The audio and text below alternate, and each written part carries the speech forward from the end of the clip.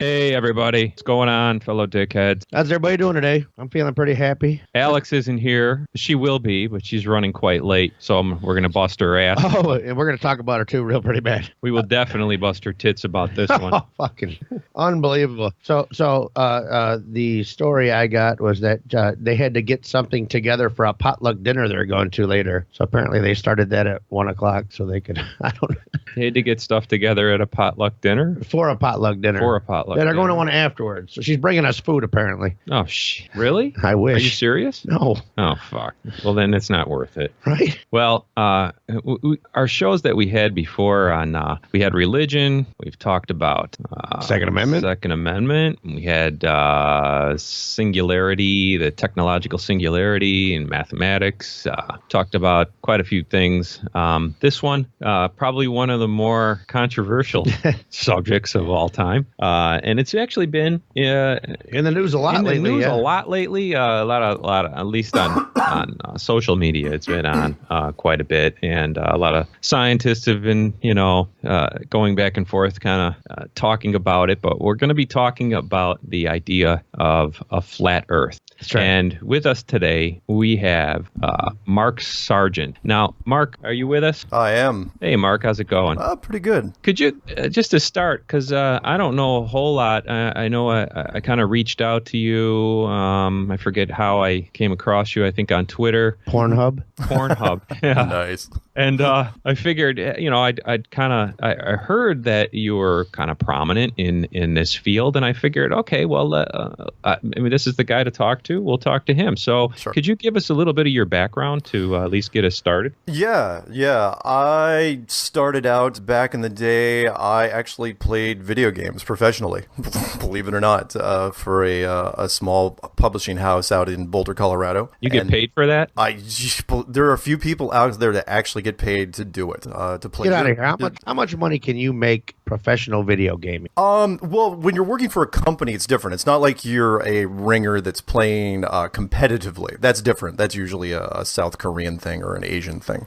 But when you're playing for your own house, you're working for a video game producer and you guys are making games, you're getting paid to not only show off those games at conventions like E3 and Macworld and stuff like that, but you're also paid to play other people's games and let the publisher know what you think. Oh, okay, I got you. So you're basically a tester, so to speak. Yeah. Okay, cool. But I was more than that. But yeah, more or less, but a ringer kind of. So I'd make the games look better than they were when we were pitching them to certain. Anyway, so after I was done with that, I taught proprietary software to different companies around the United States for about 20 years, and that's more or less what I did. That was mostly out in Boulder, Colorado, which was a lot of fun. And during that entire time, I've always been a conspiracy guy. Love conspiracies ever since JFK, the movie by Oliver Stone back in the 90s, and followed all the conspiracies and thought it's like some I liked, some I didn't like. But if you spend a lot of time with conspiracies, you have your favorites. And then I thought, okay, well, I've pretty much done it all, and I was getting kind of bored, so I was looking online, and everybody knows the worst conspiracy of them all,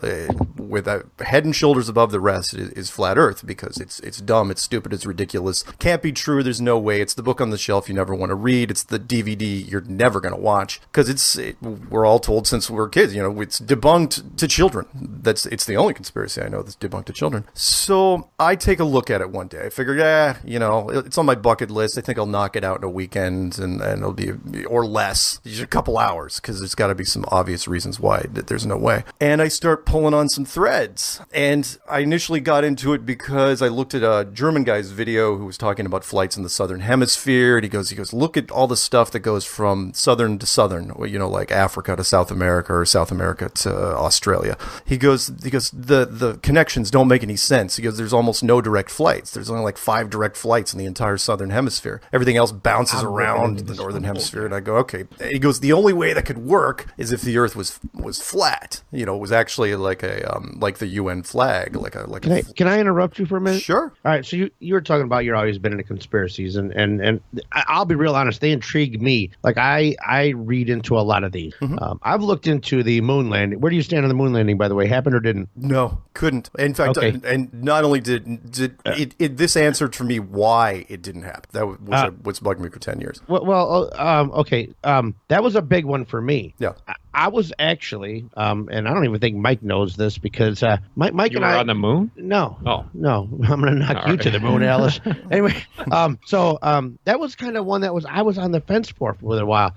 Honestly, I was kind of like, I watched all the documentaries, I read all the books, and how the atmosphere, like they could, the Apollo craft could not possibly handle that atmosphere; it would have just melted up. Yeah. And as thin as it was made, and as thin as their suits handle were what made, atmosphere? Hold on. Oh, Let me okay. just. Well, what do you out in the galaxy, the radiation in the galaxy, not the Van Allen radiation belt. Yes, yeah. the radiation belt. So I'm looking at this, and they show their suits and all this other stuff, and I'm kind of like, this is kind of intriguing. Yeah. And I get onto that. Yet the most simplest of backyard experiments can prove that we were there. You can actually bounce. Well, if you have the equipment. If you have the equipment. I mean, I watched the Mythbusters episode because they were trying to debunk the Actually, I didn't see that one. Oh, you ought to watch it. They spend an entire episode on it where they went to an observatory and supposedly bounced a laser, even though beam dispersal is like 2 feet per mile, which means the beam, the amount of photons coming back would be negligible. But it doesn't really matter. Let me throw, since you're going to bring up the moon, let's get into the moon for a little bit. Yeah, but not long. The what? Oh, it's all right. But not too long. But I'm okay. curious. Well, no. I'll give you a great question that I throw at scientists from time to time, which is it's a trap question, because what you're talking, I know you said atmosphere, but it's really kind of like, the conditions out there. Right. Which the is the radiation belt. If the Van Allen belts were announced by 1959 in NASA, supposedly the deadliest things ever, 60,000 miles thick, and Van Allen himself, said, oh yeah, we should never ever go up there, and then of course Kennedy a couple years later says, no, we're going to go to the moon, and it's like, okay, so we did round trips, Apollo 8 through Apollo 17, we won't count 9 because supposedly that didn't leave, round trips through the Van Allen belts, and nobody died, nobody got radiation poisoning, nobody got cancer. In fact, there's 7 astronauts still alive from the Apollo series. True. Even now. Which raises eyebrows, and I'm with you, but yeah, okay. So what shielding exactly did you use? And it's a rhetorical question. There is no shielding. You can look at the specs yourself. It's just some aluminum and plastic and some little bit of metal here and there. But the only thing you can shield yourself from radiation is gold or lead. Or lead. Lead we wear at the dentist's office. Gold is twice as dense as lead. And I'm going, okay, and here's where the trap question comes in. Is they say, well, it's not that dangerous. In fact, Stanton Friedman told me that in an argument. He goes, well, they're not that dangerous. He thinks he's a specialist in radiation. I go, okay, fine. Go to the NASA website, nasa.gov, and in fact, you can type it into a search engine and look for a video called Orion Trial by Fire. And everyone knows, if you're into space, the Orion project, the Americans going to Mars one day. And they made this video, won a local Emmy, I think down in Texas, where they shot this thing. And they said, well, yeah, the first capsules we're going to test for the Mars program are going to be unmanned because we can't figure out how to get past the Van Allen radiation belts. And they were very specific about this, with graphics and spooky sound effects like it was super deadly. I'm going, whoa. What do you mean you can't get past them? How's that even possible? You made this video in the end of 2014. You supposedly got past in the 60s. So unless you're going to tell me that our electronics are so far sophisticated now that we don't have shielding to protect them, which is a stretch, why did you even make that statement? And this is a full NASA video on their website right now. The scientists have no answer to this whatsoever. In fact, Stanton just shut down as soon as I threw it at him. So let me ask you another question. So is that part of your flat Earth theory because we've never been far enough to see around Earth? No, it wasn't. In fact, fact, And what about satellites? Why can't satellites? You got, unfortunately, and I hate to do this to people that are on there because, and I know this isn't a call-in show, right? No, okay. No, it's not. Good, because the phone lines would just be blowing up at this point. People would I wouldn't answer them. They'd be fuck them people. losing it because you got to give up everything. The Apollo program, the ISS, satellites. Well, satellites as far as you know. Cell phones, because cell phones. Well, how are cell no. phones going to work without your satellite? A lot of times, I've talked to cell phone guys, the guys that configure the towers, and they say, look, everything is tower to tower, underground cables. I'm sorry, underwater cables, and there is stuff up there, no question. There is absolutely stuff up there. But as far as these small objects that are orbiting the Earth, probably not on their own power. It seems that it could be balloon based. Look up the NASA balloon programs, which has been. And how the fuck do they stay up there? Balloons, probably. If they're even if they're satellites at all, look up the NASA balloon projects that have been going on. Eventually lose air, pop, break, whatever. Eventually, and then shit crashes to the Earth. So what about the International Space Station? Are you saying that I've seen that thing? But it doesn't matter if you've seen it. What you got? What do you mean it doesn't matter if I've seen it? He's talking about through a telescope. What I'm talking? Yeah, what you see in the telescope. Can you see the people inside there? Because you really ought to watch the interior footage. In fact, type in something as simple as ISS hairspray. Check that out if you get a chance. But see now what you're saying though is that this conspiracy runs so deep that all of these people, all these astronauts, everybody who works for NASA, Jet Propulsion Laboratory, everybody is able to keep a secret. No, not at all. Not at all. As a matter of fact, I lived next to one of the most prominent NASA wrench turners there was, a guy named Wayne Ottinger. He was like the NASA garage mechanic, knew all the astronauts on first name, would get phone calls all the time, worked on Mercury and Gemini and Apollo. He knew nothing. This thing's big enough that the only guys that need to know would be the telemetry guys and the guys. This is the thing that I've heard in regards to the moon landing is so much of it is so departmentalized that nobody knows the big picture, and those who do are either dead or silent. Well, it's just like school shooting, the one that took place on the East Coast. I forget Sandy Hook. Sandy Hook. It's just like things like that, where when it happened, you see it on TV, you hear a piece of a story. Not everybody gets the entire picture, and then they start piecing stuff together, and then they say, "Oh, it never really happened." But then you talk to a parent who lost a kid, right? And we know somebody who knows those people, works over there, and those kids I actually died. met two of the parents. Yeah. Real quick, again, and I know we don't have. I don't know how long you want to go with this. Oh, we could go. Okay, but when it comes to ISS, look at a couple things. Don't look at the exterior footage as much as you should look at the interior footage. And I'm not kidding you when I say that there is the production value on the interior of that thing has been horrible. And I don't know why they have spent such little time trying. You mean on a space station? On the International Space Station. The hairspray thing is just brilliant because what they figured out was, you can simulate zero G and one of the Vomit Comet planes. They're pretty easy to come by, but you only have it for a limited time, so you have to extend that here and there. But if you're going to do the Vomit Comet, you have a problem, especially if you're going to leave the women with long hair, because a woman with long hair is and you can see this in other footage where they're actually doing zero G. When you take people up in zero G planes, a woman's hair reacts, it flows with her. So when she moves to the left, her hair trails behind her. But that can't happen on the ISS because it's perfectly stationary. There are no jarring movements, and you don't, it's not like there's no turbulence if you believe in the ISS. So instead of putting a hat on them or cutting their hair real short, what they did was they permed their hair. They put it straight up like the Bride of Frankenstein. How do you know that? You can see it. Why? How do you know they did that, or if the people themselves haven't chose that, so their hair is in their eyes? When you're in constant free fall, that's the hair I would expect. You got to watch it. Maybe I'm not doing it justice, but in describing it to you over the radio, but it is stiff and straight up. There is no flow to it at all. I mean, it looks like you could bounce a ball off of it. Even if, let's just say that it's all fake. All these people that work for NASA and JPL, they're all just lying. Okay. Mm-hmm. Yeah. We also then would have calculus would be wrong. Mathematics would be wrong because you can test things on Earth that, according to the laws of physics, according to Newton's laws of motion, that should only occur if the Earth is like any other planet. But we're saying that no, that's all bullshit. Newton's laws are crap. I mean, we have have to go. You can go down that rabbit hole a long way, and you find out that it's just none of that holds water, so to speak. No play on words there. Which some things you were saying are accurate, and some aren't. There are things that we can test on the ground. In fact, it's one of those things that we kind of fell into. We fell for the trick, which is you can test things on the ground very easily, like water is wet, fire burns, drop something, it falls to the ground, that appears to be gravity. But when it comes to the shape of the Earth, Foucault's pendulum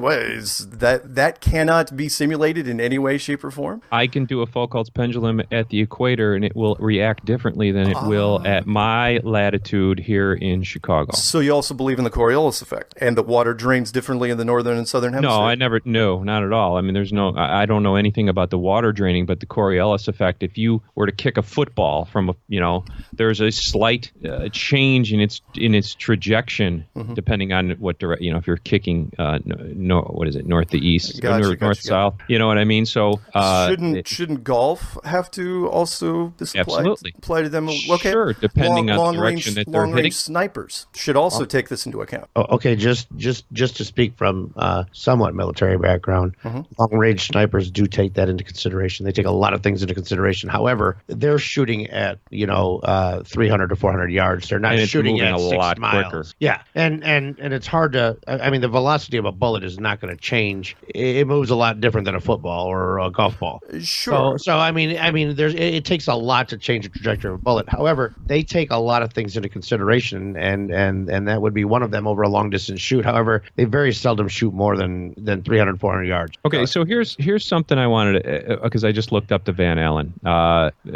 Something that was said. Okay, an explanation is given by astronomer Phil Platt in 2001 in an article. He said that the Van Allen belts are a region above the Earth's surface where the Earth's magnetic field has trapped particles of the solar wind. An unprotected man would indeed get a lethal dose of radiation if he stayed there long enough. Actually, the spaceship traveled through the belts pretty quickly, getting past them in an hour or so. There simply wasn't enough time to get a lethal dose, and as a matter of fact, the metal hull of the spaceship did indeed block some of the radiation. Now, had the Apollo astronauts been in the way of a strong solar flare event while on the lunar surface, it would have been a different story. Protected only by their spacesuits, they could have received a lethal dose of solar radiation very quickly as a cloud of particles swept past the Earth and the Moon. Luckily, that didn't happen, but it was an occupational hazard. Sure. Just one of the things there. No, I gotcha. But you got to remember, science is going to have to explain it because nobody died. An hour isn't enough for a lethal dose. And you got to remember, they are traveling, if you believe in the story, they're traveling slower on the way back than they were going out. Fine, if you want to say that you're doing 18,000 miles an hour, which supposedly is the top speed as you're leaving Earth. No, well, 18,000, that's getting you, that'll get you escape velocity. But then if you go around the Earth 2-3 times you're stealing and robbing energy from the Earth's gravitational pull. You're essentially then slingshotting out. You're going much faster than 1,800 miles per hour. 18,000 miles per hour. Okay, even if that was true, on the way back, you would have to slow way down, which means you're spending more time in the belt. And as far as what he's saying about, there's no shielding. There's no shielding on this why craft. Would you have to slow way down? If you're going around, the Moon also has gravitational pull. Less so, yes, but you're still robbing energy from it as you slingshot around it towards back to Earth. And then once you reach the Lagrange point, basically Earth is also pulling you towards it. So you're speeding up as you're approaching Earth. That's before you reach. You gotta brake eventually, like anything. You've got. Sure, you do. That's why you turn around and you do the braking. I got a question. Just to kind of jump in here. First of all, say hello to Alex. Alex has joined us now. Hey, y'all. Hey there. Oh, wait. Her microphone was off. Mark, sorry, Alex. Alex, can you hear me now? I could hear. Hey, y'all. Okay, so she sounds much better than she did in the beginning of the show, right? So anyway, I got. Ziggy's here too. We got Ziggy. I got Ziggy off. Hey, that might work, Ziggy. In case Ziggy has a question or two, I don't know if he will. But I have a question. What's going on, Ziggy? And just to simplify this, okay. Yeah. If you were talking to, say, a 10-year-old, how come the sun is round? How come the moon is round? How come I can go purchase, a relatively decent telescope telescope and see planets that are round. Got it. All around me. Explain eclipses. How do those fucking happen? How do I get a lunar eclipse? How do I get a solar? How do you get a blood moon? How do you get a blood moon? How do I get a what? A blood moon. Oh, because a blood moon can't be possible because there's no Earth between the sun and the moon. If it's you're looking through atmosphere. What? You're looking through the atmosphere of the Earth. That's how you get colors when the sun sets. That's how you get no. Blood moon. When happens when the Earth comes between the sun and the moon, produces a blood moon. It doesn't really matter. The answer to his question is because you were saying, well, if I get a telescope and I look up in the sky. Well, everything else, every other planet, every other moon, every other star, anything that we can visually see with a telescope. Got it. And now you can't conspiracy theory me on a telescope. You're not selling me a bullshit telescope. No. I mean, the telescopes aren't rigged. So I'm looking through a telescope and I'm seeing all these fucking rocks that are round. Why the fuck are we not round? Why is everything around us round, but not us? Got it. And by the way, round probably isn't the right term. You want to say ball or sphere. or globe. I'm just saying. Okay, no, I'm just saying that. Explain it to a 10-year-old. No, that's fine. When you take that same telescope to a planetarium, because we're really kind of talking about a giant version of the Truman Show here, and you take that telescope and you're looking at Jupiter. Does Jupiter look like a sphere inside the planetarium? Well, yes, it does. But then you say, well, yeah, but you're in a planetarium. My argument is when you walk outside of that planetarium, how do you know you're not just in a much bigger one? Because that's what we're talking about here. We're not just talking about that it's flat. We're talking about that you're in basically a giant snow globe / planetarium / terrarium. This is Biodome, only there the you real go. version. There you go. So you're saying that Mars and Venus and all the other planets are not really far away. No, they're basically what just within our atmosphere or outside our atmosphere. They're part of the projection system. They're part of the ceiling, more or less. Again, they are what you see up on the planetarium. When you go to a planetarium, they can simulate anything you want. You want to see a waxing, waning that's crescent a planetarium. Hey, Mark. That's the point. Mark, do you get this a lot? Yes. You're a pothead, aren't you? No, actually, I had a girlfriend that was really into it, but never. I like weed, and I can't come up with this shit. Well, wait. If that's, I'm sure you get your ass busted. This actually reminds me a little bit of a conversation I had with people while we were on weed. Right, exactly. If all of this is true, though, Mark, and it's all a big cover up, what's the end game? Why cover it up? Why tell people that we live on a globe, on a sphere, and just not let it be known? I mean, if science shows you that you live on a flat planet and it's a dome and all the planets are just within arm's reach in the atmosphere and it's all just a projection, if that's what science really proves empirically, then why not just say that? What's the difference? Because they went too long with the model they were already showing. So let me give you two quick examples. And the three of you've all watched the Truman Show movie before? Yes. Okay, perfect. Truman, when he got to the outer edge, when he finally, crashed his sailboat into whatever barrier it was. Right. What was the first thing he did? First thing it was, he waved, he figured out, who God was. He waved at him and left. All right. But that was because Truman had nothing left to lose. He realized his life was an entire lie. What if it wasn't Truman that made it out there in the sailboat? I'm using a brand new analogy. I've never used this here before. What if the mayor of that town was the one in the sailboat and he got out there? What happens? Or a scientist that worked in the town. What if we're assuming that more than just Truman was being fooled. The mayor didn't know. He gets out there. Well, he's got a lot more to lose when it comes to this. So let's say science figures it out in 1956. Let's say they go and they travel beyond the Antarctic coastline thousands of miles using their best explorer, Admiral Richard Byrd, in 1956 during Operation Deep Freeze. And let's say they find the outer marker and they just freak out. And they have one of those, what they call it, the authority meetings, the powers that be meetings where, the dark, sinister, smoking man, room of people. It's like, okay, what's the worst that could happen? To your question, what's the worst that could happen if we tell people? It's like, okay, let's see. First off, academic-wise, astronomy and astrophysics, those entire things have to be burned down to the ground and rebuilt. Right. Get rid of Newton and Leibniz and calculus because calculus is bullshit. Not saying. I'm sorry. No. I'm not saying the calculus is BS. But every other physical science, biology, hydrology, archaeology, take your pick, all those have to be retooled severely. But we've done that before with, like, alchemy. People kind of abandoned that when they realized that's not going anywhere. But this is a little different. Okay, and let me get to the bigger stuff.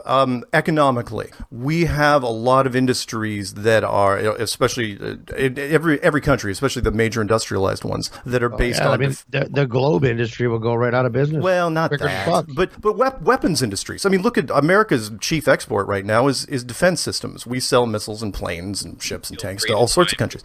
Do you still go to war if we're part of the same family? Do you still have these massive conflicts if we are all in the same building, in the same snow globe, whatever we you are? call it? Sure, we are. We are. Do you still? Well, okay. The Earth is the same building. Well, the entire planet. Regardless of whether it's it leads to the third part of this, which is, and I don't want to. I'm not going to Bible thump here. I'm not going to quote chapter and verse, but it leads into a spiritual side of it, which is, you got to remember, the Earth doesn't prove a higher power. Earth doesn't prove intelligent design. However, an enclosed system, an enclosed world, that leans a lot more towards that side of the field. And then you've got science that has a lot more to answer for. So science all of a sudden has to go, okay, we've been preaching this thing. We've been preaching the globe model for the last 400, back then it would be about 450 years. So what happens to science if we do this? What happens to our credibility? The foundations get shaken badly. And if there's even a risk of, people, pitchforks and torches walking through the streets, they're not going to take that chance. But the powers I want to get high with this guy. I swear to you, I've never smoking some dope with this cat. Hey, Mark, don't take none of this personally. Oh, no, it's okay. Listen, you gotta, and I'm sure you're used to it, because you're going around, whether we're right or wrong about the Earth being round. Yeah. You have to understand that, like you said, that you're preaching this for 400 years, so you've obviously fallen under some criticism. Oh, yeah. Some people have certainly called you fucking lunatic and shit like that. Yeah. And you don't sound crazy, although you sound crazy. Go ahead. Here's the thing. Nobody in this community is freaking monstrous now. Since this thing started resurging back in the beginning of 2015, nobody that gets into this, and myself included, nobody gets into this thinking it's the greatest idea since sliced bread. Everybody hates it. The T-shirt, one of the T-shirts that reads, "I became a flat earther because I tried to debunk flat Earth. I tried to shut this thing down for 9 months, and I was a conspiracy guy. And then finally, I just gave up, and I said, you know what? I'm going to flip. I'm going to go pro flat Earth. I'm going to make a series of videos called Flat Earth Clues. I'm going to put it on YouTube. I'm going to say, you know what? Challenge somebody shoot this thing down. Somebody prove me wrong. And I thought for sure this thing would have been snuffed out in the first month. I put it out, and since then, not only has the opposite happened, and I've the interviews and book and podcasts and apps and all this other crap that I didn't solicit, but then I started getting subject matter experts that started coming out on our side, which were the military thing we talked about briefly. It's like sniper instructor, artillery guy, tank guy, missile commander, submarine electronics guy, all saying the same thing. It's like, yeah, you know what? We don't use the Coriolis effect in just about any firing solution we use. We can't detect any spinning with any of our equipment. It's all just something we took for granted, along with the curvature. And it just kept being air traffic controllers, all sorts of different sorts of pilots. Everyone kept coming out, and nobody was refuting them. And so finally, after a while, we started, the community just started growing and growing to where now, you type in things, you go to a search engine, type "is the Earth," see what comes up, or "is the." Yeah, but that the popularity of any idea does not convince me at all. Oh, no, And to be fair, if you're science based, I do not expect to convince you during this. I fully don't. The absorption period really varies from people. Some people take several days, some people take several weeks. And if you have a master's degree in any sort of physical science, there's nothing I can do anyway, because your mind's never going to let go of it until, like my sister, she says, until I hear it on Fox News, I'm not going to believe it. But it's incredible. Let's put it this way: if you want it resonating, when you typed in flat Earth into YouTube beginning of 2015, you might have gotten 50,000 hits. If you type it in now and sort by upload date to get the latest numbers, followers. It's coming in, I think this morning, like 16.9 million. And well, we live on a crazy planet. I mean, look who our president is. There's a conference, an actual Flat Earth conference coming up in the fall in Raleigh, North Carolina. International. There's also Comic-Cons and Trekkie conventions and all kinds of fucking shit just because we got a lot of crazy and I'm not trying to ride your ass hard about this. But dude, I mean, just because we have conventions and fucking people get together and shit. But I mean, I've seen people. Right, well, that doesn't make Star Trek true or whatever. Yeah. I've seen people in Wookiee costumes make out. That doesn't make that real either. But this shouldn't even be. There shouldn't be a conference on this. Why is Neil deGrasse conference on My Little Pony bronies either? But I've had people tell me that the planes that hit the World Trade Centers, there were no planes. That was all a Hollywood production, and it didn't really happen. So I mean, you could find people that believe all kinds of shit. In fact, these days it's almost like cool to be a conspiracy theorist and believe that it's all the government's just pulling one over on us, and that's the train you want to get on these days. Sure. So that doesn't surprise me that there's more people following this idea. It really doesn't. All right. What about what about the mainstream attention that's happened over the last? Well, if you get more people on board and they keep making noise in social media and going on talk shows, even like this one, as small as we are, but still spread that around, multiply it by 100, and of course it's going to start to attract attention of mainstream because but it's still crazy, right? I mean, I agree with you to some point, but at the same time, no one in the academic world has even come close to trying to shoot this thing down yet. In fact, the closest we got was Neil deGrasse Tyson coming on Comedy Central because of the whole BOB thing that happened in 2016, where BOB came out and said, oh yeah, it's flat, and then Neil deGrasse Tyson comes on Comedy Central and says, oh yeah, well, you can't see the curvature of the Earth, which we really should talk about, by the way. We're getting there. Well, until you get, no civilian can get high enough to see the curvature of the Earth. And I'm going, okay, well, that's fine, except you're leaving then the responsibility and the proof in the hands of the United States military, because NASA is DOD, Department of Defense. I mean, they wear white suits, they don't carry guns, and they smile for the camera, but they are uniquely military,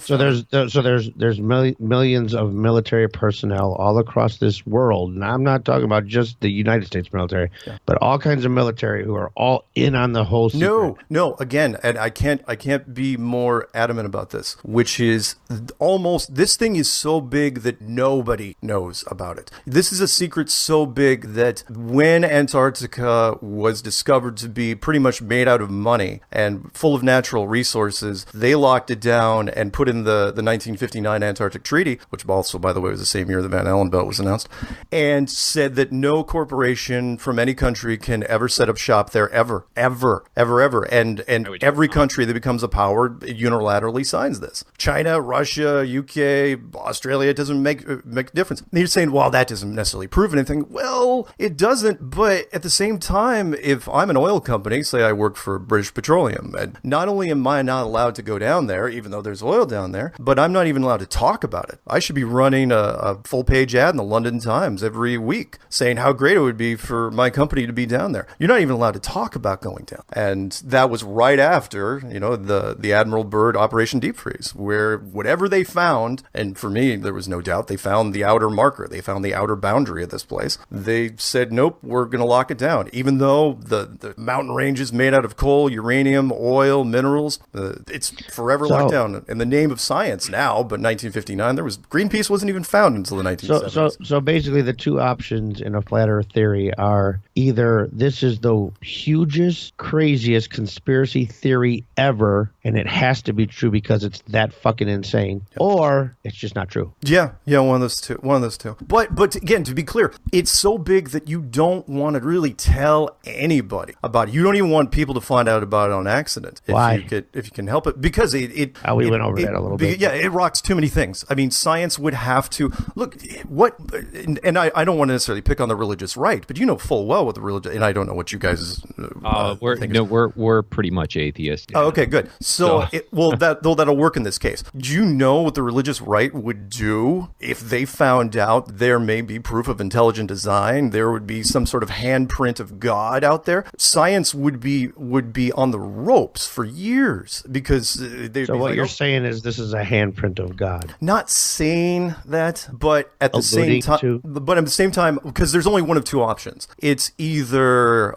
this place was built by some sort of divine influence, or God subcontracted out the work. It's either advanced civilization, obviously, someone way better at building things than we are, but either way, if we met whoever built this place, you're first causing question, me to drink. Yeah, you're causing John to start getting the alcohol. He's got already. 2 kinds of whiskey in front. I'm sorry to point out. But the first question we would ask the builders is, okay, are you God? And they'd say, well, no. And then the next question would be like, well, do you know God's phone number? Because you're obviously closer to this than we are. Who the fuck built it, E.T.?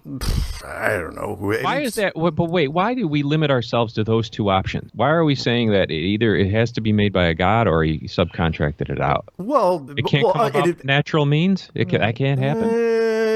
It would natural means. I mean, an enclosed flat structure with. That's assuming that's accurate. But yeah, I mean, any other way. I mean, if that. Well, that's just it. That's the point. A globe, a tiny speck of rock spinning through an endless, galaxy, within. It's too easy explained. Well, I mean, Occam's razor. That's far too easily explained. It has to be deeper than that. It has to be flat with a globe built by aliens, contracted by God.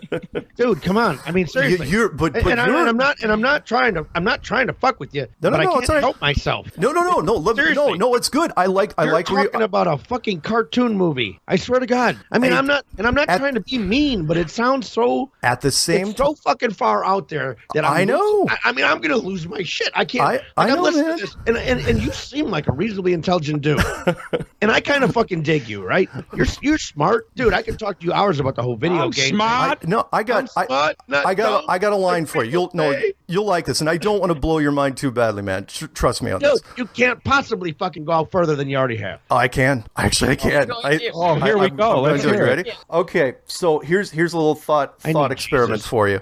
We all know, because eventually, and I'll use a quote from George Orwell, where he wrote in the Tribune, the guy that wrote 1984. He did an article for the Tribune back in 1946, and he goes, he's not a flat earther, but he said something interesting. He was talking about the responsibility. Then he's smart. Yeah, he said the responsibility of science. He says, hey, he goes, you ask anybody on the street, how they know the Earth is a globe, right? And they will say, well, the first answer is always the same, which is, we know it's a globe. Why would you even ask such a question? It's dumb. But if you pressed them on it, they would start to become angry. My follow-up question is this. The very first picture of the Earth taken from space in full sunlight, if you believe it, was taken in 1972. So, that was the first time we actually took a full picture of the Earth from Earthrise. Well, it wasn't even Earthrise. Wasn't it called Earthrise? It was taken from the moon, correct? No. This one was that wasn't even full disk in sunlight. That was you're talking about full disk. The actual full circle of the Earth taken in 1972. You all know what it is. It shows the bottom part of Africa and of all of Antarctica. Oh yeah. From Apollo 17. So the question is, before that picture was taken, how did you know it was a globe? And then you go back, well, no, NASA took pictures all the way. Okay, fine. If you want to go back to 1958, we will, when NASA was founded, which was only 12 years earlier, by the way. 1958, NASA was founded. How did you know before NASA was founded that the Earth was a globe? Hold on. Eratosthenes. Yeah, I know. Sticks and shadows argument, curved circles on so that's bullshit? No. Not saying it's BS. I'm trying not to swear, even though you guys are. You can swear all you want. We do. But no, if I'm here and I have somebody go to Florida and we talk on a cell phone and say, okay, what's your measurement at noon? And I take my measurement at noon and we look, they will be different. Sure. There's no doubt about that. I agree. I agree with you on that. But the shadow.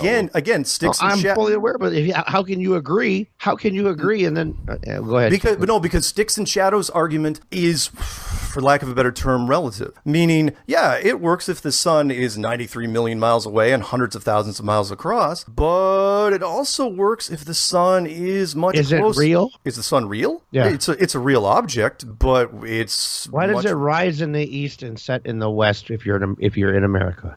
How the fuck does that happen? Well, how are we in different time zones? Because aren't you in the West Coast? Okay, one question at a time. Okay. All right, now I don't know. It just rises in the east, sets in the west. Rises in the east says, well, no, we'll do the time zone thing because these are good questions. And I've heard them all. The how can there be time zones because again, you're thinking, you're using your the heliocentric model and you're trying to apply it to flat Earth. You're saying that the sun is this giant omnidirectional light source. What are you saying it is? I'm saying it's a directional light source. It's much, much smaller, and because it is so much smaller, and it circles above us, kind of like a mobile above a child's crib. Kind of like if you took the yin-yang symbol, if you look at that thing closely, and then you kind of stick it on top of the UN flag or the UN map. That's how it works. The sun and the moon travel in a circle around us, and as it goes away, it just goes off into the distance. And eventually, you will not be able to see it because it's not a super, super bright omnidirectional light source. It is more of a spotlight, and it works really well. I've got a physical model in my place. I don't know if I like this guy or I hate him. I don't know. No. I worry about you. Let me go back to the first part here real quick. Hey, if you had any idea who the fuck I was and my shit and the shit that I've done in my life, for me to worry about you, that's pretty fucking concerning, dude. You should be scared. Holy shit. I know. Okay, so anyway, the point is that when it comes to, again, before NASA, and again, how did you know absolutely for sure that the Earth was a globe? And you say, well, it's this experiment and this experiment. Yeah, but until you get high enough, and I know Neil deGrasse Tyson will completely argue this. He goes, pictures don't matter. It's like, no. Until you get high enough to take the picture of where you are, how do you know where you are exactly? You could be 99.99% sure, but until you get up high enough to actually take the shot, how do you know? How do you really know? This may not be the podcast for you. Just saying, because you are on the radio with a guy with a master's degree in mathematics, a scientist, and a well-educated redneck. and I'll let you figure out which one's which. But we are, and of the three, the well-educated redneck is by far the most baffled. And maybe it's because I've been duped. Okay, I'll go with that because of years and years of programming me to believe that the Earth is round. In spite of, and don't get me wrong, I'm not. But if this, just because I are redneck, it's not I'm just educated. that though. It's that, like, for instance, in science, you have multiple things that fit with the theory of evolution, for instance. And with this, it's like you have, if you know, I don't want to say the assumption that this is true, but other things, like for instance, when you take a plane ride, they adjust the course of the plane to account for the curvature of the Earth. Or, NASA, when they went to the moon, they made calculations based on, on how fast the Earth was spinning and et cetera. And it worked pretty much. They landed, I think it was 6 feet or something off on the moon from where they had originally thought they would. But but the point is, it's like people take these things into account, and it works. So science works. Okay. Well, I got you. Works. So it's just upon around Earth or a spherical Earth, right? But go ahead. No, that's okay. I probably haven't prefaced this show very well because there's going to be some flat earthers eventually listening to some sort of rebroadcast of this, which is forgive me. Do you guys believe in any conspiracies at all, or are we this is pretty much a we are very open-minded to many of them and consider many of them and the possibilities of many of them. Okay. But all of us have different views on each of them. But we're not anti-conspiracy theory, not by any means. Right. But all of you believe that the moon mission was absolutely like the Americans said. It is 100% genuine. I would go on the 95%. I would go in the 99% that it is. I mean, there's certain things that you can see and do that can prove it to you. But got it. This is going to be a tough sell then for me because the moon mission is. NASA. We've been tearing apart NASA for the last couple of years now, and it's the moon mission is one of the easiest things you can do. But I don't want to stick on the moon mission. Let's do this. That even if the moon mission were fake, that doesn't help us. No, it's not. It's not going to prove anything. Right, I feel like that's a separate issue here. It is, but it's not. And that's kind of why I brought it. It's related, but kind of tangential.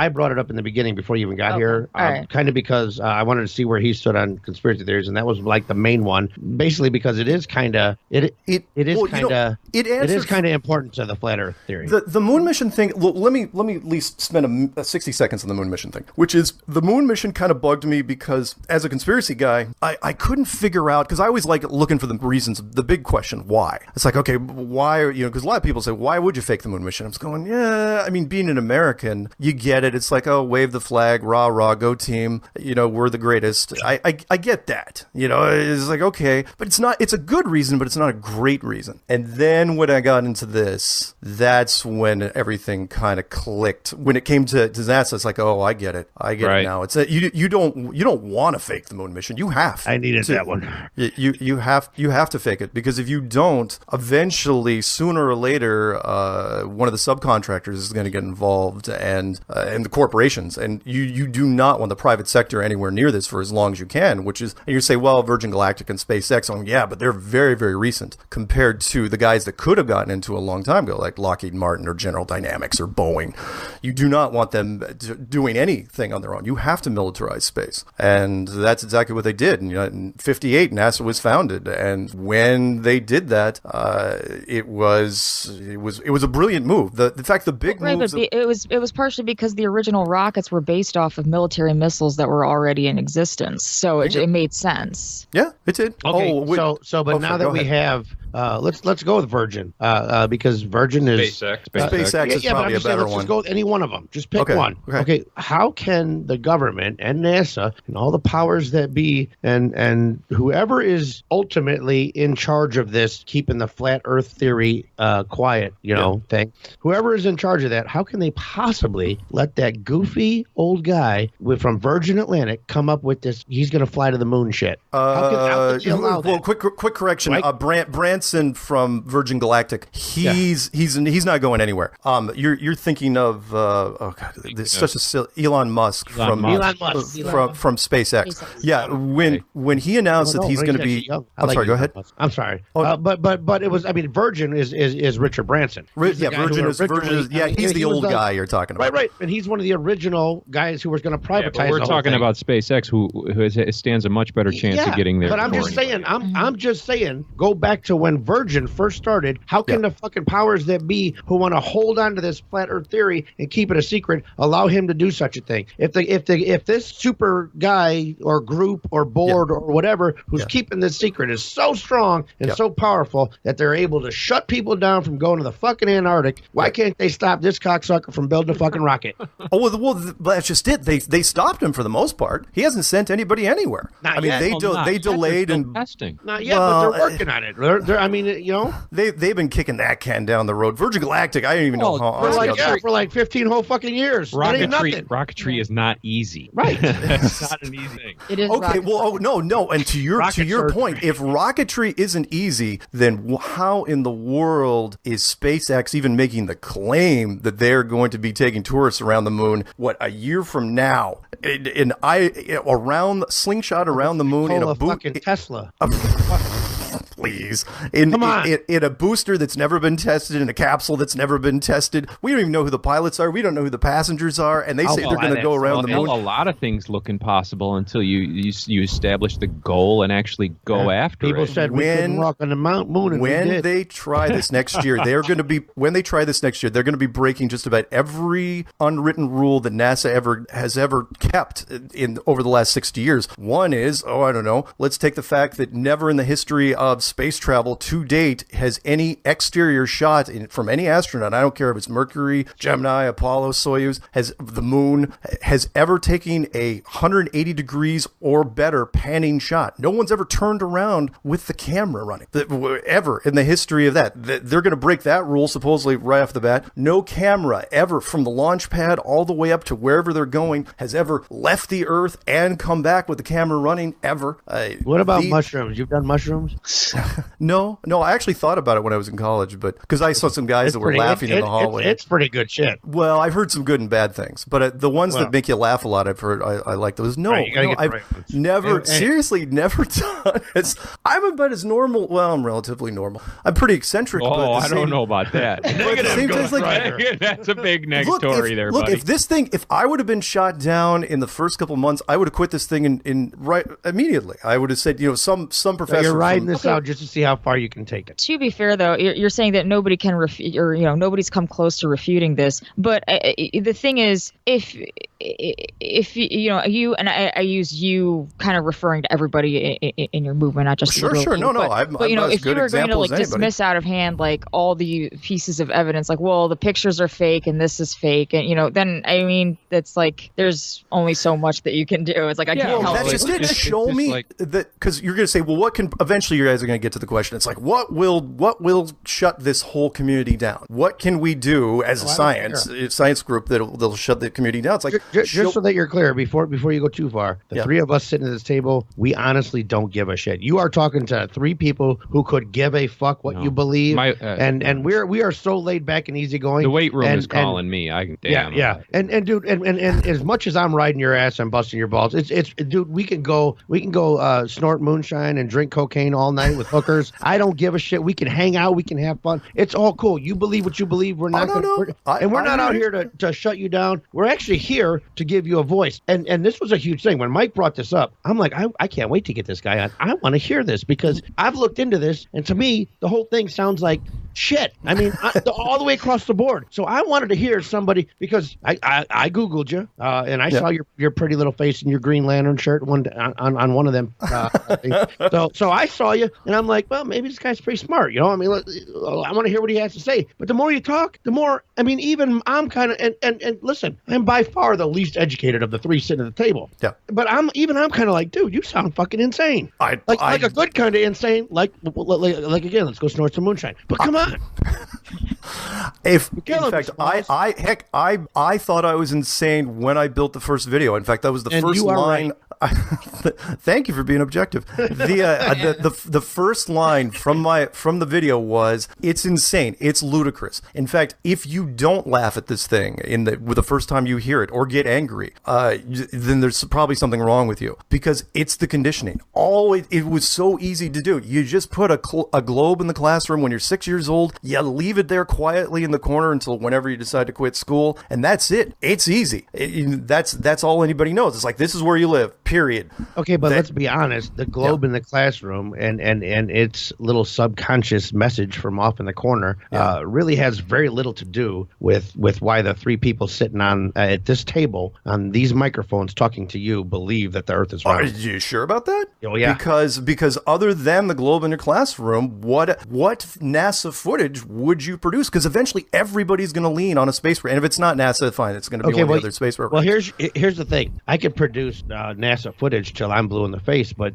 you're on the side of NASA's full of shit because they're fucking hiding the conspiracy. So it doesn't matter. That's like you reciting the Bible to one of us atheists. What good is the fucking Bible? You're reciting a Bible to atheists. Well, sure. The Bible says you shall believe in God. Well, fucking, where's the fucking scientific proof in that? So you say for me telling you that NASA says the globe is round is the same thing as a Christian saying, well, the Bible says Jesus is fucking real. So I wouldn't produce anything from NASA for you. You know what I mean? It's just no. I got you. It's just that when everybody, again, the community grows because they keep trying to lean. They start with the same argument you do, and it's like, you know what? I'm going to go home and I'm going to do this to myself.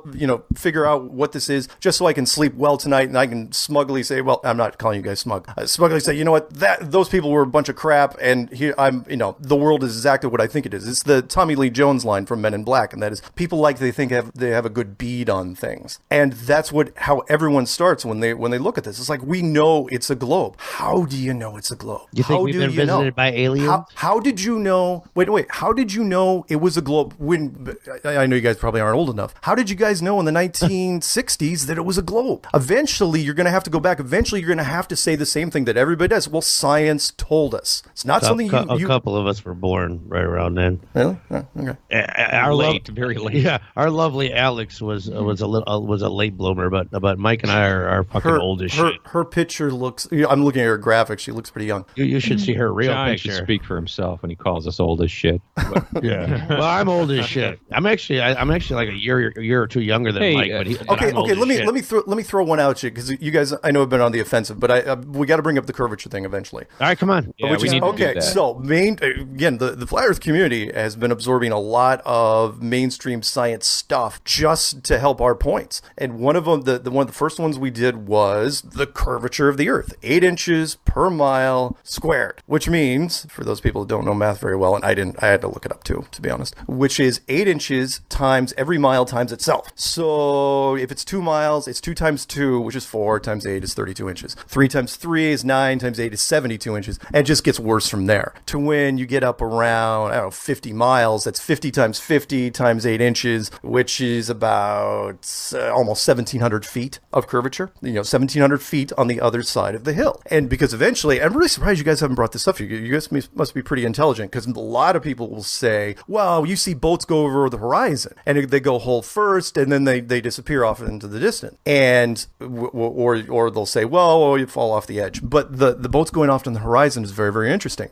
because what's really changed in the last 10 years has been camera technology, especially like the Nikon Coolpix P900 with that insane like 80 power zoom or whatever it is. Right. So the boat goes off into the horizon and you without looking through a telescope or anything, or maybe you're using binoculars, goes off in the horizon and you think it's gone. It's gone over the horizon, right? It's on the other side of the hill. No matter what you do, you should not be able to bring that boat back into frame. And yet we keep doing it time and time again. You keep cranking up the zoom. Oh, hey, there's the boat. A lot of that is like emissions from the water from the heat. There's like, you ever like drive down a road and it looks like there's water on the road that's kind of like heat coming off the road. It's a mirage. So that's kind of like part of that. Yeah. To some extent. When you in all weather conditions, we can't find an object less than, depending on where you are, because we always have to look over a body of water. Because if we say it's over a body of land, people will say, well, it's just a flat part on a curved surface. It's like, okay, fine. So we'll talk about water only. Find me an object that is, say, 150 miles away over a body of water. I don't care if it's stationary, if it's a lighthouse, if it's a building, if it's a boat, or whatever it is, that we can't see. Meaning 150 miles, that's way on the other side of the hill. Way on the other side of the hill when it comes to the curvature. Of the curvature. Right. And yet we keep seeing it. Now, eventually... On a flat Earth, I should be able to see the Rocky Mountains from here. Perfect. And I thank you for bringing that up. If it was a vacuum and there was no weather at all, you would be able to see very, very far. Some people said, what was it? You can see... Why can't we see... What's the point? Like somewhere in Italy from New York or something like that. Why can't you see Europe from New York? I'm going, if it was a vacuum and there was no weather at all, you probably could see very, very far. The problem is that we're not looking through. I don't want to get high with this guy. The stuff that we breathe. The stuff that we breathe. Speaking of breathing, is only 20% oxygen. The rest is nitrogen. It's 80-20 nitrogen and oxygen. I know there's trace gases, but it doesn't make any difference. Right. Which is so after a certain distance, it's going to turn into soup. It's like the stuff we breathe is really like a thin version of water. So you can't see very far anyway. I mean, relatively far. But less than 200 miles, there should be objects that are gone. They are on the other side of the curvature. And yet we keep seeing them, whether they be islands, whether they be lighthouses, whatever. Mirages, no. A superior mirage is inverted. We keep seeing these things. Why is it? Why can we see these objects? And we can see them. There will be some atmospheric lensing from time to time, sure. But that's easy to spot. You can actually, the easiest way to spot atmospheric lensing is look for the birds, because the birds will just fly down and they'll disappear without hitting the water. Yeah, I know. So anyway, that was the curvature thing the curvature wasn't even part of my original argument when I made the video series. It was just people kept bringing it up because I thought there might be a slight curve somewhere in this whole thing, and people go, no, it's really, really flat. I was going, really? Is it flat? And now I'm convinced. You said earlier that you felt that we were on the offensive, other than me busting your balls a little bit. No, I don't mind. You don't really think we're on the offensive, are you? Well, no. We are trying to get to the bottom of this. We are. No. Given your we're background, really trying to give you I'm a on forum. the offensive. Fuck Mike. Well, he is. Fuck yeah. Hazel, fuck him. But listen, we are just trying to give you a voice, a platform, because is. No, I got you. I'll be real honest. I wanted to hear this. I really wanted to hear this, but and maybe I'm just too fucking stubborn. But the more I hear, the more I'm like, oh, oops, I'm sorry. Well, thank you. No, yeah, that was our commercial. I want to thank Macallan Scotch Whiskey for we stick with 2-second commercials. Yeah, right. So anyway, the more you talk, the more I'm like, dude, you're killing me. Anyone with, by the way, with a heavy math background is going to, you're going to be spending, your peers are going to be, you're going to have a lot of scientific peers. It has nothing to do with peers or scientific peers. It's got to do with mathematics. Mathematics works, and it works if you consider if you consider a sphere, if you consider the Earth as a sphere. I'm sorry, but the math works. I mean, you can provide a proof logically, empirically that shit works. I mean, any other method, if you want to say that it's flat, then all of mathematics is bullshit, and it all breaks down. No. Yes. No. We can talk. Want to talk calculus and how much of that is just complete shit because gravity can't. I'm sorry. How does gravity fit into everything if we're on a flat Earth? How does gravity work? How does gravity work on a sphere? Neil deGrasse Tyson comes out. He goes. Look, mainstream science will tell you. We can't tell you what space. We can't tell you what gravity is. We can only tell you what it does. Yes, you can tell what it does, but where is it most likely happening? Because we're in a non-inertial frame because of the curvature of Earth. The gravity that you feel, essentially, like when you're in a car and you feel yourself accelerating, and let's say you're going 10 miles per second, per second. So you're accelerating and you continue to accelerate. Once you reach, let's say, 60 miles per hour, you no longer feel that force pushing you back in the seat because you are now going the exact same speed as the car. Sure. But if you continued accelerating, you would continue to feel that. Yep. Well, on Earth, you're in what's called a non-inertial frame. Due to the curvature of space-time, you are feeling the acceleration constantly. Boom! Gravity, bitches.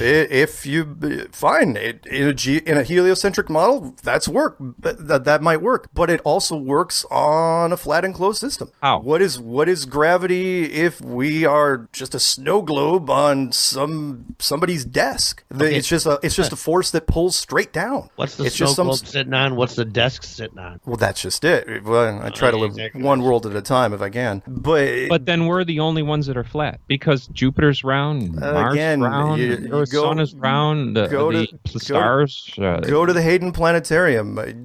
Mars looks great. The Hayden Planetarium. It doesn't mean that it's a sphere. It just means that I could observe it through a telescope as well. Again, if you take binoculars, all on my own, all by myself. I don't need the planetarium to. I don't need a planetarium. I don't have to go to a planetarium. Okay, Truman Show reference. You look up in the sky. If this place is a giant building, then you can look with any magnification. Who's operating the projector? Good point. Well, good question. Who's operating the projector? I believe, you're going to ask eventually, I believe that there are older civilizations than us, that we are not the first people to rent this apartment by any stretch. We could be version 7. And even you guys would have to admit, look, our unbroken history only goes back 5,000 years. There's a lot of stuff out there that's really, really old. There are cave paintings that go back over 30,000 years. Okay, what about you're going to claim that dating is all bullshit too. I'm sorry, radiometric dating is not bullshit. Carbon dating? Yeah. No, not just carbon. Radiometric. I know how people love to go to carbon-14 and claim, well, it doesn't work beyond 5,000. It only has a half-life of 5,700 some odd years. Yeah. I don't know why I'm that hiss, but anyway, it only has a half-life of that, so that's no good. But that's only one method, and it's not used to date things a million years. No, fine. But either way, and it doesn't. Okay, listen. The three of us have had discussions and stuff. Listen, but we believe that the Earth is round and the universe is huge and this ain't some snow globe. Sure. All right, so we have no doubt that the possibilities of life elsewhere and other civilizations elsewhere, there's definitely a possibility, even a probability as far as I'm concerned. My personal opinion is there's a probability. I'm not saying that Area 51 or whatever that we've been visited by aliens. I don't know about all that, but I'm certain that it is so naive to think that if all that we're taught and all that the three of us sitting at this table believe is true, that we're the only solar system, and we know we're not the only solar system by everything that we're taught. So there's not another. Actually, the Hubble has seen solar systems in various forms of development. So there's not other planets equidistant from the sun as the Earth with a similar atmosphere and maybe even slightly different with a different type of life form, but life forms nonetheless. So I mean, I got one possibilities. We are. I got one for you, John. Do you know what the greatest UFO sighting of all time is? None. E.T. I watched the fucking movie. What is the greatest one of all time? Look it up if you get a chance. 1561 Nuremberg event. I've heard of that. It's in Wikipedia. It is the most. That'll blow your mind, and nobody talks about it. I mean, yeah, Ancient Aliens brought it up once, but they still left out the best part. Is this the one where people thought that they saw spaceships battling in the sky, or am I thinking of a different one? No, they think they saw spaceships, 2 armadas battling for an entire hour to where they finished breakfast. Fucking Star Trek 3 and shit. I swear to God. But not just the 2 armadas. No, that was just the first part of it. After a full hour, a third faction chump comes in, which was a single black angular craft, giant, pulls up between the 2 of them. Those 2 scatter. Then the black craft stays there for a little while, and then they take off. That thing that just screams hierarchy. They did a woodcut. I mean, of the whole thing. It was in their paper. The sketch artist had plenty of time to sketch out the entire thing. The sketch artist sketched it out. I just did a quick. Given Google that height, it's a beautiful woodcut. You're going off a certain small area, a region that came up with this, the Nuremberg, and all of this. Okay, so that's probably more realistic than the fact that the Earth is round. That's not a conspiracy, but the Earth being round is a conspiracy, is what you're telling me. So you're picking and kind of choosing. No. I'm just saying if you're going to go down the alien. Hold on. Yeah, for that matter, I read in the Bible that there was a fucking worldwide flood and 40 days and 40 nights of rain, and on one ark there was enough people to inhabit the entire planet and drop off kangaroos in fucking Australia and fucking penguins and fucking wherever. That and of course you're missing the biggest point of that, which is where did all the different races of people come from? Well, that too, but I'm just saying. You're using a regional explanation of an event that happened in the sky between 2 fucking UFOs, and I see a correlation between it and a regional event about a fucking ark and some rain. Well, I'm not saying it didn't happen, but it's hearsay. We don't have. Well, that's what I'm saying. Right. A bunch of people said. I won't even say that they saw an entire city. They may have, or maybe they saw something and that's how they interpreted it, or they thought that they saw it. But we don't know. It's the point is, it's like that's evidence that wouldn't hold up in court. And look at this. You can go online. You've got an entire fucking planet with some group of people who have corralled an entire fucking planet into believing that the Earth is round when it's really not. But you can't have an entire fucking city believing that a goddamn UFO fight happened over their fucking city. Dude, it would be far easier for a government to control the people and to believe in some bullshit fucking UFO. And I'm not saying that the UFO fight didn't happen, okay? Yeah. But if we're talking about conspiracy theories, it'd be so much easier for one fucking city to fool their people into believing that a UFO fight happened over their city than it would be to fool an entire planet of people, or a flat globe, a snow globe of people, for hundreds and hundreds of fucking years to believe that the Earth is fucking actually round. It's easier than you might think, though, man. Think about. Remember, it's easier to fool people with a fucking UFO. The bigger it is, though, if the borders are far enough away, it is quite easy. Remember the line from the Truman Show, which is, "We believe the world that is presented to us. We accept the world that is presented to us." Look at the line from, and again, it's more of an obscure movie. M. Night Shyamalan, The Village. These are movies. No. Well, that's my point. Isn't it possible with all the most wonderful, fantastic science fiction that we have come up with over the years, out of all the thousands and thousands and thousands of stories that we've come up with over the years, and some of them have touched on this, obviously. Dude, I used to like Lost in Space when I was a kid, right? Yeah. All right, I watched that shit like a couple years ago just because I'm like, oh, dude, Lost in Space, like the original one, the original cast. And I look at that shit and I'm like, the fuck I thought that was the coolest shit ever. And it's only like 30, 40 years old, man. We come up with a lot of stories, but I got you. But you're like, our technology. We believe our elders. We believe the authority. The Village. That's not true. That's not true. I don't believe authority. I believe you don't believe authority. I believe in empiricism. Show show me the evidence. I should be able to empirically test it myself. I don't believe in what someone tells me. It doesn't matter what someone says. It doesn't matter what his name is, what his title is. That has no bearing on fact whatsoever. Yeah. What matters is what can be shown through evidence. Excellent. My point, actually, which is if science, you want to say scientists, 'cause sometimes I get in trouble. People say, well, you can't just say science, but I'm going to say science in this case. If science, after all those years of preaching the globe, finally got up to a certain point where they said, it doesn't look exactly like we said it was, would they tell the public? Yes. Would they? I believe so. Who said yes? You said yes? But you know what? the redneck. Yes. Do you know how much money somebody could make if they were able to prove? actually prove that the Earth is flat? Do you realize how rich you would be? If a Richard Branson type or an Elon Musk type were to fly to the fucking Antarctic and find the edge, like the Truman Show, the sailboat thing, the whole fucking scenario, if someone were able to do that, video it, prove that shit, do you know who that man's a fucking god? That man's dude's dead. a god on this planet. That man is killed instantly. There's no way he's going to ever get to talk about that. It's convenient to just say, well, hell, that person will just be dead. It's a big conspiracy. They'll never allow the truth out. Well, then I'm putting myself in their shoes. You're going to kill Elon Musk, and that's not going to be like, what the fuck? We know Elon Musk because Elon Musk has the ability to transmit live fucking video. So we know that motherfucker was up to something, and then all of a sudden his feed cuts off and he dies. You don't think that's going to raise public eye? What do you think happened to Richard Byrd? And he was a United States admiral, youngest admiral in United States Navy history. What do you think happened to him? He was touring for years and years, talking about his explorations. The second he does Operation Deep Freeze, he comes back, dies quietly in his apartment. No fanfare whatsoever. It's because he wasn't going to be able to keep his mouth shut. They knew that. This is too big. There's too much to lose. Yes, there's a lot of money to be made. Sure, of course.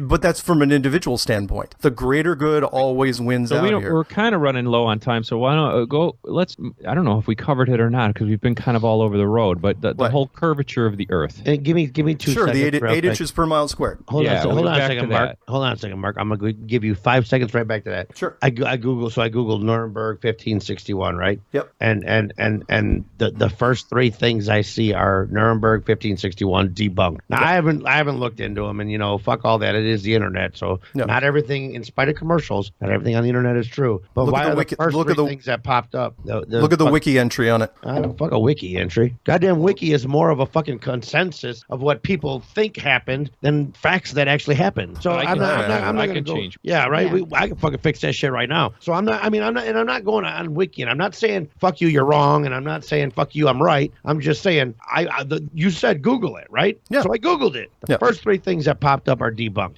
Now don't get me wrong. History Channel has their show Ancient Aliens, and that was number 3 on the list. So not so sure that the dude with the big hair and the fucking wild wacky dude. Aliens, man. Yeah, dude. Because I want to get high with that motherfucker too. I want to get high with him in the worst way. You just want to get high with someone. Hey, I don't know. Not just someone. I want to get high with somebody who has some fucking whacked out views because I want to enjoy my high. Hey, look, I have a license that does not allow me to get high. I get random tested way entirely too much. But the day that I retire, I'm getting stoned, and I want to get stoned with Mark fucking Sargen. This motherfucker, awesome.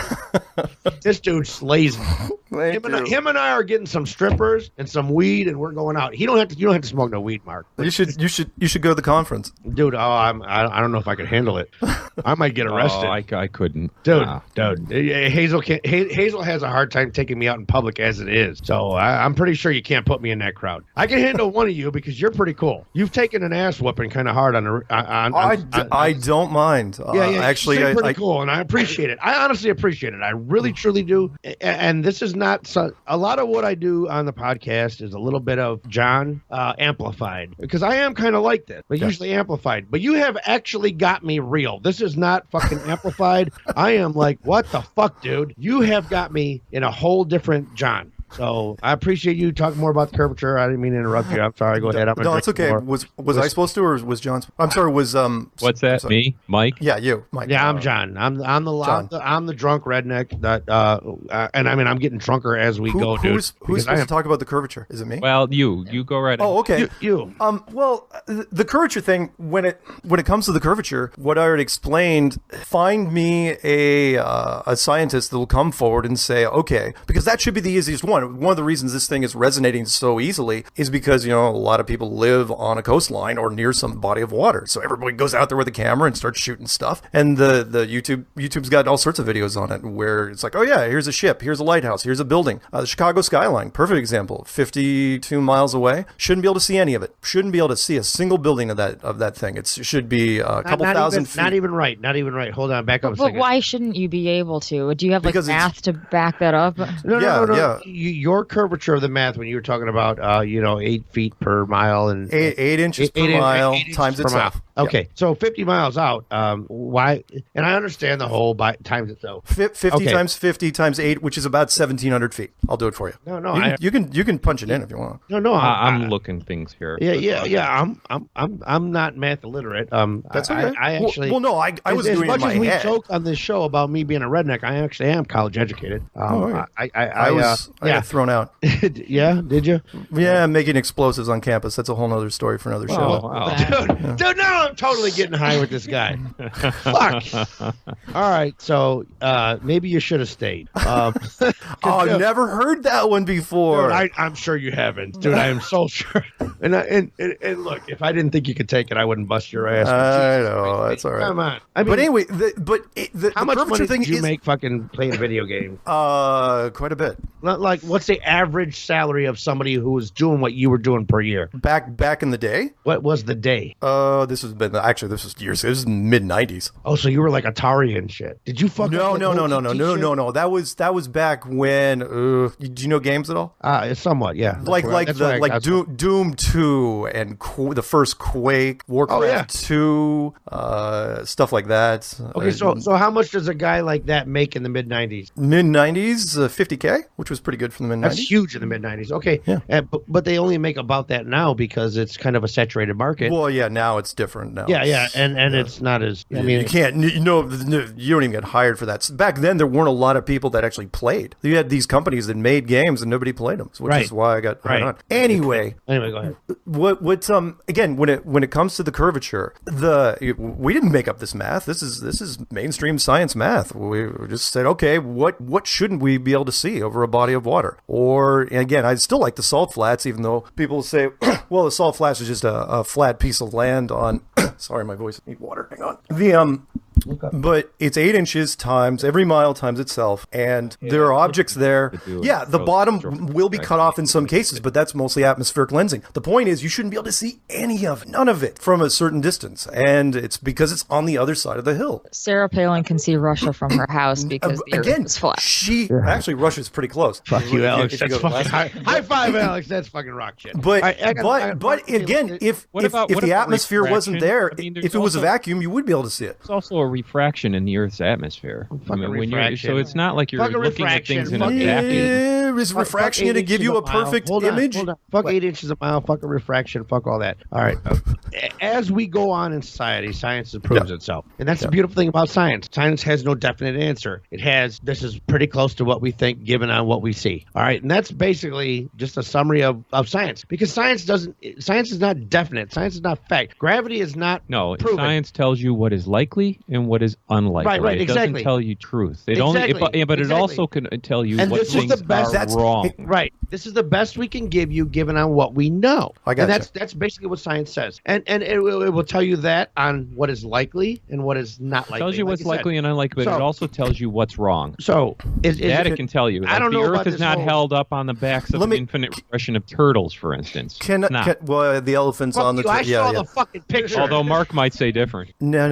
Well, before we go, can I throw one more little example? Let me throw a terrestrial example for you because of what you're saying. What's likely and what's not likely, and that is take any cross section of the Earth. We all know we've seen them since grade school. Cross section of the Earth, it goes, that red band, orange, yellow, white, all that stuff, right? And if you believe in mainstream science, it's 4,000 miles to the center of the Earth, 8,000 miles all the way across, right? So 4,000 miles to the center, and you're saying, wow, that's really great. How do they know all this? What's the deepest hole ever drilled? Is it 2,000 miles? Is it 1,000 miles? What's the deepest probe we've ever sent? Is it 100 miles? Is it 10? Yeah, but you don't have to drill a hole. Go ahead. The deepest hole ever drilled is 8 miles. Ever is 8 miles. Okay. So So the question is, how are you describing every single layer of Earth going all the way to the core if you've only drilled down 8 miles? Don't give me that seismic radar stuff or ground penetrating radar, because and even if that's the case, it's not going to be exact. Why isn't there any disclaimer on any of those cross sections on any science book that we've ever gotten? Until you go down there, what do you really know? And you're saying, what's your point? My point is, until you get up there, what do you really know? And once you go down there, are you going to rewrite all the science books? Yeah, you probably would if it was the core of the Earth, but if it's up above, well, sure, probably not. Well, we make a lot of assumptions based on best evidence and what we have, and then we revise those. Those are why they're called theories. I mean, you revise them as you go. Why not leave a big question mark in the middle of the Earth? Why describe all these layers at perfect 1,000-mile intervals leading to this molten center if you don't know, if you've only drilled down 8 miles? Well, what else? What are we assuming is down there, Mark? I mean, trolls living in the center? No. That's my point, though. Science won't ever leave that. They won't leave. It's like they won't say we don't know because they hate having that question asked over again. Sure they do. They say that a hell of a lot more than religion people do. Yeah. They don't know. This is the best educated guess we have at this moment that cross section of the Earth that we've seen since 1970, whatever the fuck. And I've seen it my whole life. And it has not changed. I'm with you, Mark. It has not changed since 1970, whatever. Yeah. I mean, it might have been modified slightly, maybe a little bit. Maybe. I don't think so, though. Yeah, but I don't think it has changed. I mean, if you go back... But here's the thing. They don't fucking know this is their best. No, I mean, there's a lot of things we don't know. If you go back to the cosmic background radiation and you go back toward beyond T equals 0, if you try to go backwards beyond that, science will just say, we don't know. Here's our best theory of maybe, through quantum mechanics, how this came about, blah, blah, blah. But they don't come right out and say, this is how it happened. They'll say, I don't know. Now, if you ask a religious person how that happened, God. They automatically fill in any unknown so much whiskey, with I gotta pee. How much time we got left? Do we have anything left, or are we done? You got a few minutes if you'd like to have the last word. Dude, I mean... my last word is, for anyone out there, look, and I know, I don't know your audience. Don't they're all idiots. Neither do we. Bunch of dickheads. Hey, just so you know, the DH podcast, DH stands for dickhead, and that's not... Oh, is that what it stands for? Yes, and that's not just the fucking 3 people sitting at the table. It's everyone who fucking decides. Mark, you would know that if you listened to any of our prior shows, but see, you didn't. So now I'm disappointed in you. Well, no. I deliberately don't nowadays, just so I can come in. I don't like to anticipate if I can help it. Where are you guys out of? Yeah, right. You probably would have said, "Well, fuck this." Yeah, fuck that red. I doubt it. Where are you guys located, though? Chicago. Oh, okay. Oh, yeah, perfect. The it's not really not. But. Yeah, have you ever? Well, that's perfect. Well, no, because the Chicago skyline, because that's one of the things in the community we talk about all the time. It's a pretty nice skyline. Just don't look down below it. So again, when it comes to whatever I've said here, look, don't believe anything. Don't take my word for it. Don't take anybody's word. If you type in flat Earth into YouTube and go through, talking to the right people. Then do your own research. Ask your own questions. Come to your own conclusions, because you're gonna have a lot of them. And look, I can only tell you what happened to me and everybody else in the community. Everybody in the community started the same way, and that is, flat Earth is a piece of crap. No one should ever believe in it. It should be ridiculed. It should be stomped into the ground. I don't think it should be ridiculed, even though I have been doing that a little bit, but that's more busting your balls than anything.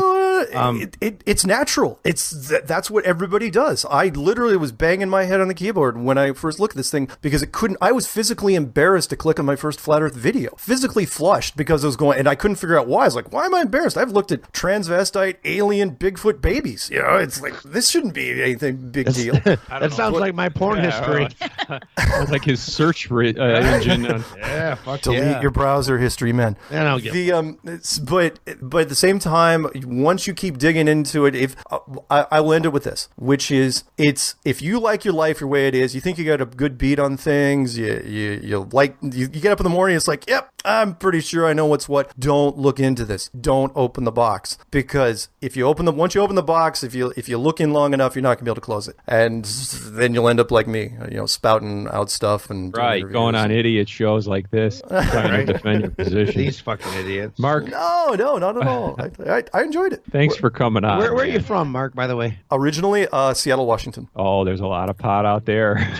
Don't give me this shit about now there is. Well, now it's like, well, actually, And now you live in Portland. If you say that, fuck you. I don't believe it. No, but I was raised in Seattle. Then I moved to Colorado, which is also a pot another state. pot haven. This guy's full of shit. For 20 years. No, I was never really did much for me compared to. I was one of those guys who was looking for drugs, but no one would give them to me. Everyone said, "Don't give this guy drugs," and so no one ever did. Oh, seriously, that was smart. Anyway. Could you imagine the shit you would believe if you did drugs? Actually, I think wouldn't it be funny if he was more normal when he was on drugs? Smoke some weed and be like, flat Earth stuff's a bunch of shit. Smoke some weed and be like, fuck, they were right. The Earth is round. Shit, fuck that redneck. Mark, you've made my day. Dude, hey, Mark, honest to God, you are, this is my favorite show. And I've had some that were near and dear to my heart, like the Christians. That was a huge one for me.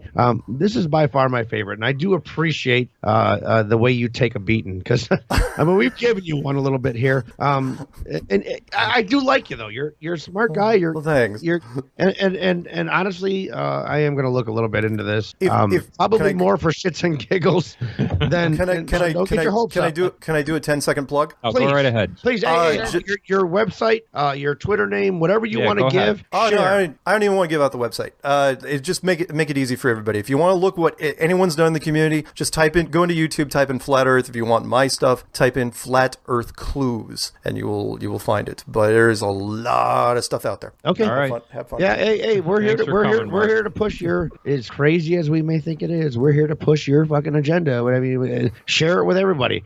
Maybe one of our listeners jump on your bandwagon and go, and you can take them with you when you leave, then, brother. So, nice. It was a good time, man. I'm just fucking with you. No, but okay. definitely, if you and I are ever in the same area, I would so love to hang out with you. I'm not a dick all the time. Well, actually, I am a dick all the time. Kind of are. But. Yeah. So, all right. but it's all in good fun, dude. I appreciate you coming on the show. I appreciate you being that cool, and I thank you so much for all the information, in spite of its lack of authenticity. Thanks, Mark. Nice I so appreciate you coming on. I'm going to go slam my head into the computer now. Bye. Okay. All right. Bye-bye, guys. Take care. Bye. All right.